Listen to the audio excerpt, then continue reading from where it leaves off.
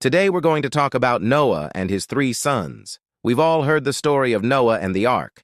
And in that story, Noah had three sons, Shem, Ham, and Japheth. Today we're going to dive deeper into the lives of these men. Where did they come from? Where did they go? What was their life like? All that and more today. It's me.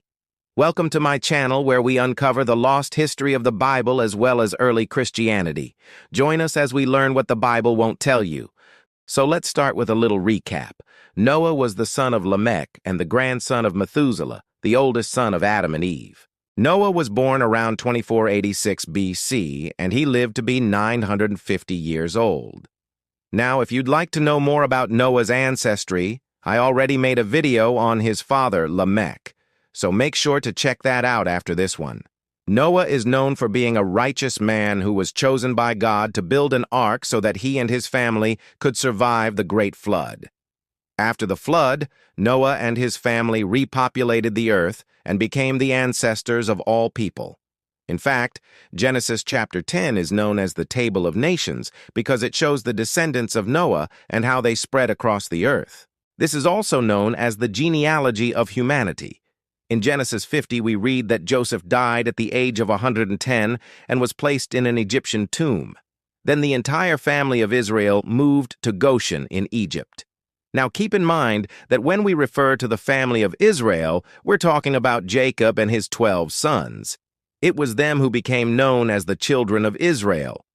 Fast forward a few hundred years, and we meet Joseph's great-grandson, Judah.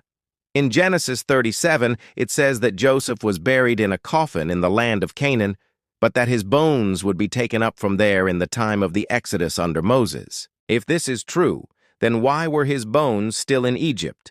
Some suggest that when the Israelites left Egypt, they only took some of Joseph's bones, or that they took the bones later when they returned to Canaan. However, there are other theories out there. Now let's get back to Noah's sons. Shem, Ham, and Japheth were Noah's three sons, and they played a significant role in the story of humanity. These three brothers have been the subject of much speculation and debate among scholars, theologians, and conspiracy theorists alike. The stories associated with these three brothers offer a fascinating glimpse into the cultural and religious beliefs of the ancient world. Let's start with Shem. In many translations, his name is spelled Shem, but it's pronounced Shem. Interestingly, his name means name, or to be named. This could mean that he was named after someone else in his family, or that he received his name because he was known for naming things or places.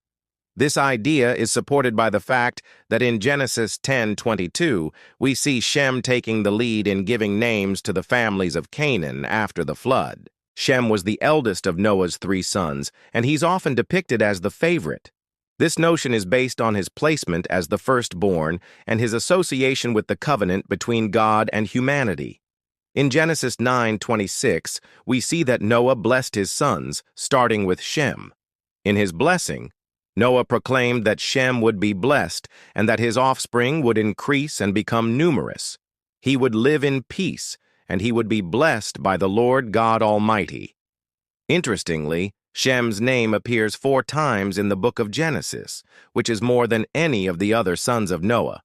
After the flood, Shem lived to be around 600 years old. He married a woman whose name isn't mentioned in the Bible, but they had 5 sons together: Arphaxad, Salah, Eber, Joktan, and Othol. Through his descendants, Shem populated the regions of Anan and Apharshat, eventually becoming the ancestor of Abraham. Abraham is considered the father of the Israelites, and through him, Shem's bloodline led to Jesus Christ. While Shem is portrayed in a positive light, his brother Ham has a more controversial reputation. His name is thought to have originated from a root word meaning hot or dry. Some say his name refers to the scorching heat of the sun, while others believe it symbolizes his impulsive nature. In Noah's curse, Ham is blamed for exposing his father's nakedness, suggesting a disrespectful and inappropriate action. In Genesis 9:22-27, Noah becomes drunk after drinking wine given to him by his son Ham. When he wakes up, he curses Ham's youngest son, Canaan, saying that he will be a servant of servants. Because of this, many people believe that Canaan was cursed to a life of servitude. However, other biblical scholars argue that the curse was actually directed at Ham, not Canaan. They point to a slight difference in wording in different translations, which changes the interpretation of the curse. For example, the New International Version translates the passage as saying, "Cursed be Canaan. He will be the lowest of my slaves." However, the King James Version reads, "Cursed be Canaan, he shall be a slave." This ambiguity in the text has sparked centuries of debate. Despite the controversy surrounding his character, Ham had a significant role in populating the earth after the flood. In Genesis 10:6, it states that Ham fathered 4 sons, Cush, Mizraim, Phut, and Canaan. Through these sons, Ham's descendants settled in various regions, including Africa, the Middle East, and Europe. One of his most famous descendants is Nimrod, the mighty hunter who became a prominent figure in Mesopotamian mythology. The youngest son of Noah, Japheth, had a unique name that's believed to derive from the Hebrew verb meaning to open or to expand. This name reflects the vast reach of his descendants who spread to inhabit many lands. In Noah's blessing to Japheth in Genesis 9:27, he prophesied that his territory would expand, stretching from one nation to another, and that his home would be blessed. Japheth's sons were Gomer, Magog, Madai, Javan, Tubal, Cain, and Dedan. Through them, Japheth's descendants populated the Caucasus Mountains, Anatolia, and parts of Greece. His lineage also led to the legendary figures of Tubal-Cain, the inventor of tools and crafts, and Javan, considered the ancestor of the Greeks and other European peoples. In summary, the sons of Noah, Shem, Ham, and Japheth played a pivotal role in the biblical narrative. They represent the diversity and expansion of humanity after the Great Flood. Each brother's unique characteristics and destinies reflect the complexities of human nature and the challenges and opportunities that arise in the journey of life. Their stories continue to captivate and inspire, offering valuable lessons about faith, obedience, and the consequences of our actions. Now, before we wrap up today's lesson, let's answer a few questions. What language did Shem speak? Since we don't have any written records from Shem's time, we can't say for sure what language he spoke. However, scholars believe that he likely spoke either Hebrew or a similar ancient Semitic language. This is because Shem's descendants, such as Abraham and Isaac, are believed to have spoken Hebrew. Additionally, Hebrew is considered to be one of the oldest known languages with roots that can be traced back to ancient Mesopotamia, an area where Shem's descendants settled. What about Ham? Did he speak a different language? Just like Shem, we can't say for sure what language Ham spoke due to the lack of written records from his time. However, considering his diverse descendants who settled in various regions such as Africa, the Middle East, and Europe, it's possible that he may have helped to spread different languages as his descendants migrated and established their own communities. Some scholars speculate that Ham's descendants may have contributed to the development of early African languages, while others suggest that they played a role in the spread of Semitic languages throughout the Middle East. Ultimately, without concrete evidence, we can only speculate about the specific language or languages spoken by Ham and his sons. What happened to the wives of Ham's sons? As the Bible doesn't provide information about the wives of Ham's sons, we can't say much about them.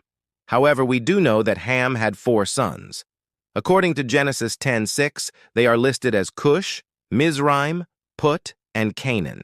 The Bible doesn't mention anything about their wives or their spouses, likely because the main focus of the biblical narrative at this point was on the descendants and the dispersion of the sons of Ham across the earth. It was primarily concerned with how these populations spread out and settled in different regions rather than going into detail about their family lives. Regarding the wives of Shem and Japheth's sons, the same thing can be said. The Bible doesn't provide information about their wives, likely because it wasn't focused on providing details about their personal lives. Where are the descendants of Noah today? The descendants of Noah can be found all over the world today. Shem's descendants include the Jews, Christians, and Muslims, who trace their lineage back to Abraham, who was a descendant of Shem. Many people in the Middle East and North Africa can also claim descent from Shem. Ham's descendants can be found in various regions, including Africa, the Middle East, and Europe. His descendants include people of various ethnicities and cultures who share common ancestry. Finally, the descendants of Japheth are found in Europe, Asia, and the Americas. People of European descent, such as the Greeks, Romans, and Germanic peoples, can trace their roots back to Japheth. This brings us to the end of our lesson on Noah's sons. Let me know in the comments below what you think about the sons of Noah. Do you think the curse was meant for Canaan or Ham? Let me know your thoughts. Also, if you enjoyed today's lesson, please like this video and subscribe so you never miss a lesson. Thank you for watching. Have a great day, and remember to seek the Lord while he may be found.